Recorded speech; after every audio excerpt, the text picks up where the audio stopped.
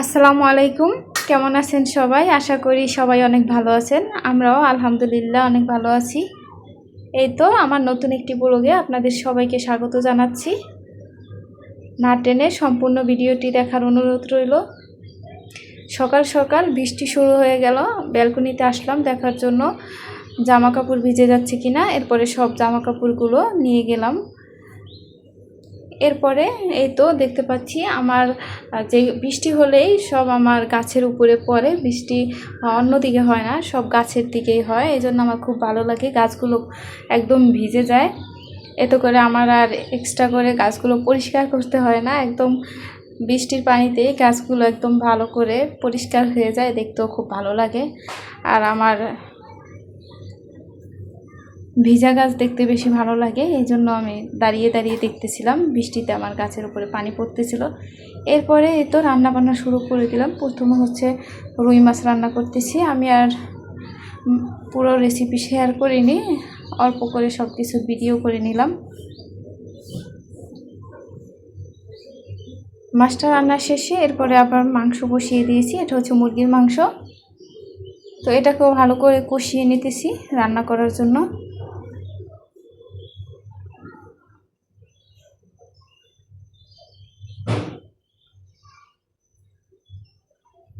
এই তো আজকে হচ্ছে একদম অল্প করে ভিডিও করলাম সব কিছুর। একবার ভেবেছিলাম কোনো কিছুই ভিডিও করব না, ভিডিওই ছাড়বো না। এরপরে আবার কেন যেন মনে হলো না, একদিন ভিডিও না ছাড়লে কেমন ভালো লাগে না, মাঝে মাঝে গ্যাপ দেই। এরপরে হলো লাল শাক ভাজি করতেছিলাম। প্রথমে পেঁয়াজ, তারপরে হচ্ছে কাঁচামরিচ আর হচ্ছে রসুন কুচি ভালো করে ভেজে তার ভিতরে হচ্ছে লাল শাকটা দিয়ে দিয়েছি। তো আমরা মানুষ যেহেতু বেশি, এই জন্য লাল শাকটা ভাবতেছি একদম কমে যাবে, এর জন্য একটু আলুও দিয়েছি, তারপর লাল শাকটা ভেজে নিয়েছি।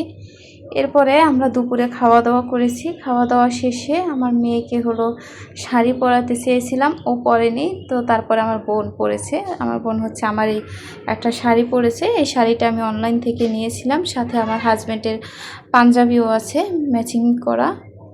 তো আমার বোন হচ্ছে এই শাড়িটা পরে বারান্দায় এসে দাঁড়িয়ে ও হচ্ছে ভিউ দেখতেছে। একটু আমার জানালা দিয়ে একদম সবুজ সুন্দর একটা ভিউ দেখা যায়। আর আমাকে বলতেছিল কিছু পিক তুলে দেওয়ার জন্য। তো এই তো আমি হচ্ছে ওর কিছু পিক তুলে দিলাম, আর আমি ওর একটু ভিডিও করে নিলাম। ও না করতেছিল, তারপরে করে নিয়েছি। তারপর বলতেছে আচ্ছা ঠিক আছে, সমস্যা নেই।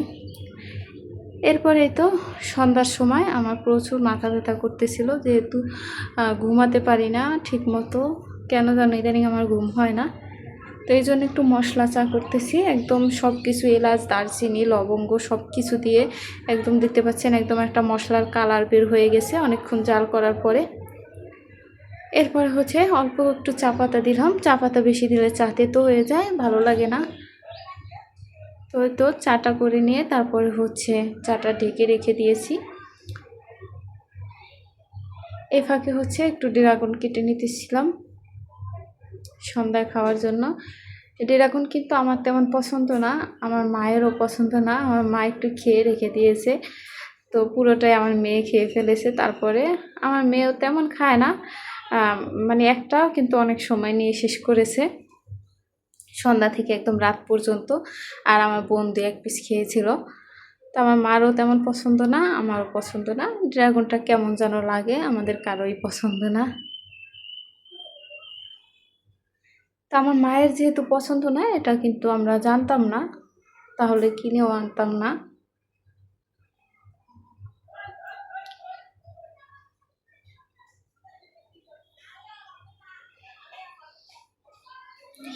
এরপরে এই তো ড্রাগনগুলো কেটে তারপরে একটু আনারসও কেটে নিয়েছি।